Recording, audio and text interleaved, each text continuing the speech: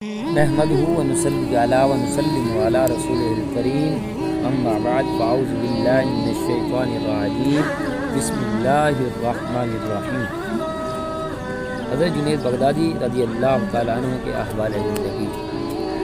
ابو القاسم جنید بن محمد بغدادی صوفیہ کے سردار اور امام تھے۔ نہاون کے رہنے والے تھے مگر پیدائش عراق میں ہوئی۔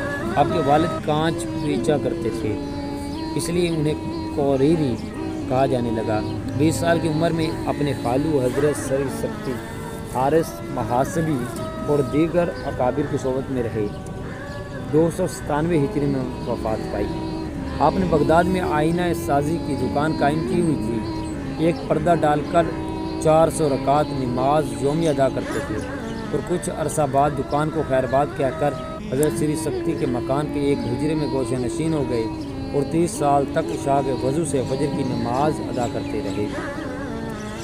رات بھر عبادت میں مشغول رہتے تھے۔ 40 سال کے بعد یہ خیال ہوا کہ اب میں معراج کمال تک پہنچ گیا ہوں۔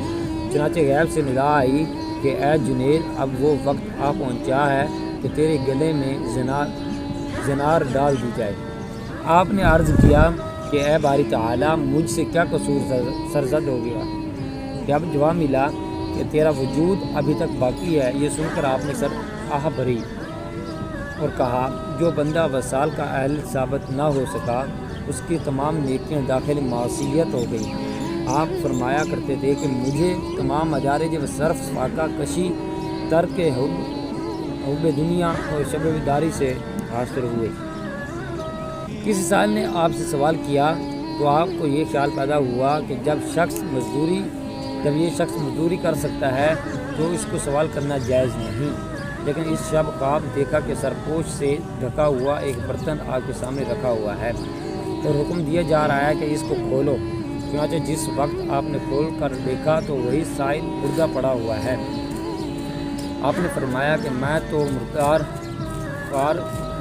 خور نہیں ہوں۔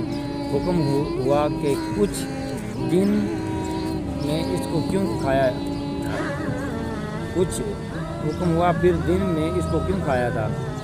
آپ کو خیال آیا کہ میں نے غیبت کی تھی، یہ اس جرم کی سزا ہے۔ ایک مرید بصرہ میں گوشہ نشینی اختیار کیے ہوئے تھا۔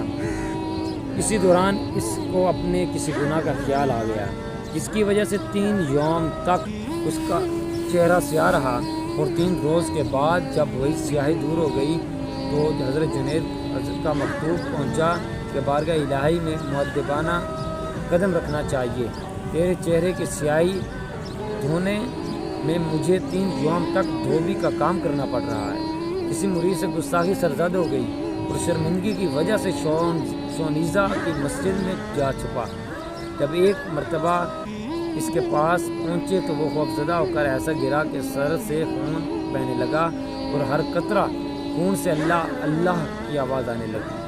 آپ نے فرمایا، چھوٹے چھوٹے لڑکے بھی تیرے ایسے ذکر میں مساوی ہیں۔ یہ سن کر وہ مرید اسی وقت تڑپ کر مر گیا۔ اور آپ نے فرمایا کہ اگر محبت کا تعلق کسی شے سے قائم ہو تو ایسے شے کی فنائیت سے محبت بھی فنا ہو جاتی ہے، اور محبت کا حصول اس وقت تک ممکن نہیں جب تک خود کو فنا نہ کر دے۔ آپ نے فرمایا کہ اشغال دنیاوی ترک کر دینے کا نام عبودیت ہے اور زہد کی انتہا افلاس ہے۔ حضرت جنید بغدادی فرماتے تھے، تمام مخلوق کے اللہ تعالیٰ تک پہنچنے کے راستے بند ہیں ماں سوائے ان لوگوں کے جو رسول اللہ صلی اللہ علیہ وسلم کے نقش قدم پر چلے۔ حضرت جنید بغدادی فرماتے ہیں، اگر کوئی سچی طلب والا 10 لاکھ سال تک بھی اللہ تعالیٰ کی طرف متوجہ رہے اور پھر بھی صرف ایک لحظہ کے لیے منہ موڑ لے تو اس لمحہ کے دوران وہ کچھ ہو بیٹھتا ہے، وہ مقابلہ جو اس نے حاصل کیا کہیں زیادہ ہے۔ حضرت جنید بغدادی فرماتے ہیں کہ ہمارا مذہب کتاب و سنت کے اصولوں کا پابند ہے، اور فرمایا ہمارا یہ علم حضور نبی اکرم صلی اللہ علیہ وسلم کی حدیث کی وجہ سے مضبوط ہوتا ہے۔ آپ سے کسی نے پوچھا کہ آپ نے یہ حکم کہاں سے حاصل کیا ہے؟ آپ نے گھر کی سیڑھی کی طرف اشارہ کرتے ہوئے فرمایا، اس سیڑھی کے نیچے 30 سال بیٹھے رہنے سے حاصل کیا ہے۔ حضرت جنید بغدادی کے ہاتھ میں تسبیح دیکھی گئی تو کسی نے عرض کیا کہ اس قدر شرف کے باوجود آپ ہاتھ میں تسبیح رکھتے ہیں؟ آپ نے جواب دیا، اس راستے کو جس پر چلنے سے اللہ تعالیٰ تک پہنچا ہوں کیسے چھوڑ دوں؟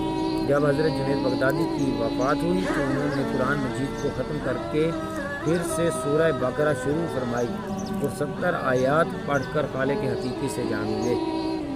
ہماری اس طرح کی مزید اسلامک ویڈیوز کو دیکھنے کے لیے ہمارا یوٹیوب چینل کو سبسکرائب کریں اور لائک کریں۔ السلام علیکم۔